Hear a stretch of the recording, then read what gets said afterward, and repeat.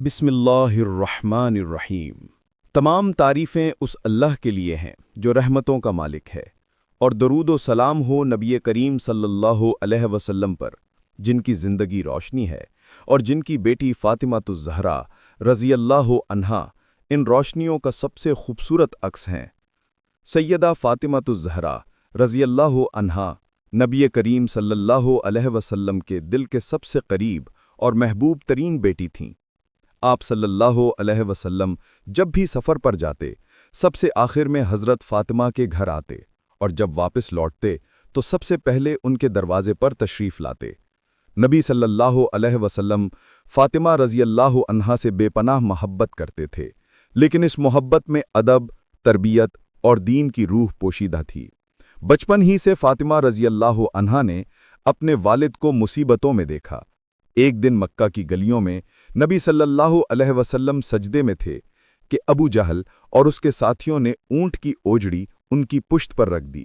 کوئی ہٹانے والا نہ تھا تو ننھی فاطمہ رضی اللہ عنہا دوڑتی ہوئی آئیں اور اپنے چھوٹے ہاتھوں سے اونجھڑی ہٹا دی، پھر چپ چاپ اپنے ابا کو گھر لے آئیں، ان کے چہرے کو دھویا اور آنکھوں میں آنسو لیے دعا کی۔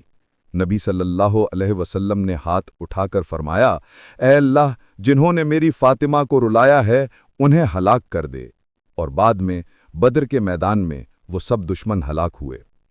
فاطمہ رضی اللہ عنہا اللہ کے نبی کے لیے سکون قلب تھیں۔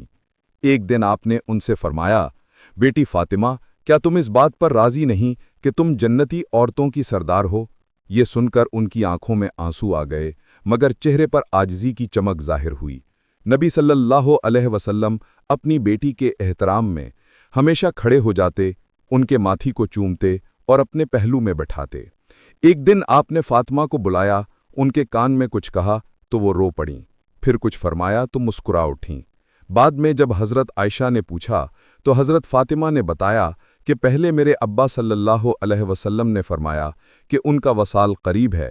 یہ سن کر میں روئی، اور پھر فرمایا کہ سب سے پہلے مجھ سے ملنے والی تم ہوگی، تو میں مسکرا اٹھی۔ یہ بات سچ ثابت ہوئی۔ نبی صلی اللہ علیہ وسلم کے وصال کے 6 ماہ بعد فاطمہ رضی اللہ عنہا بھی دنیا سے رخصت ہو گئیں۔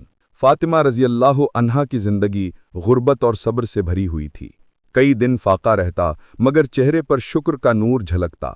ایک بار گھر میں 3 دن سے کھانا نہ تھا، جب روٹی ہاتھ آئی تو ایک فقیر نے دروازہ کھٹکھٹایا۔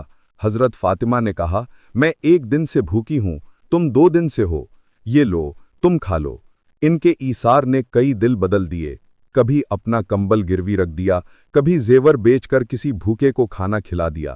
ان کی سادہ زندگی میں دنیا کی چمک نہیں تھی، مگر روحانی عظمت بے مثال تھی۔ حضرت علی سے ان کی شادی نہایت سادگی سے ہوئی۔ گھر میں نہ قالین، نہ سونا، نہ چاندی، صرف ایمان اور محبت، مگر یہی جوڑا اسلام کی تاریخ کا سب سے روشن جوڑا بن گیا۔ حضرت علی فرماتے ہیں، جب بھی میں فاطمہ کو دیکھتا، میرے سارے غم دور ہو جاتے۔ حضرت فاطمہ رضی اللہ عنہا اپنے شوہر کا ہاتھ خود سے پہلے کھانے کے برتن میں نہیں ڈالنے دیتی تھیں، اور ہمیشہ اللہ کی یاد میں رہتی تھیں۔ وصال کے وقت آپ نے اپنی وصیت میں فرمایا کہ مجھے غسل دینا، مگر میرے شوہر علی رضی اللہ عنہ کے سوا کوئی مدد نہ کرے۔ رات کو جنازہ اٹھانا تاکہ کسی کی نظر نہ پڑے۔ رات کی خاموشی میں ان کی میت اٹھائی گئی۔ حضرت علی رضی اللہ عنہ کے آنسو بہہ رہے تھے۔ فرمایا، صرف فاطمہ نہیں گئیں، امت کے لیے دعا کرنے والا دل چلا گیا۔ فاطمہ رضی اللہ عنہا وہ ہستی ہیں جن کے بارے میں نبی صلی اللہ علیہ وسلم نے فرمایا کہ فاطمہ میرے جگر کا ٹکڑا ہے، جس نے اسے دکھ دیا اس نے مجھے دکھ دیا، اور یہی فاطمہ آج بھی امت کے لیے دعا گو ہیں۔ وہ پاک بیٹی، وہ صابر ماں، وہ وفادار بیوی، جنہوں نے دنیا کو بتا دیا کہ عزت دولت میں نہیں، ایمان، صبر اور قربانی میں ہے۔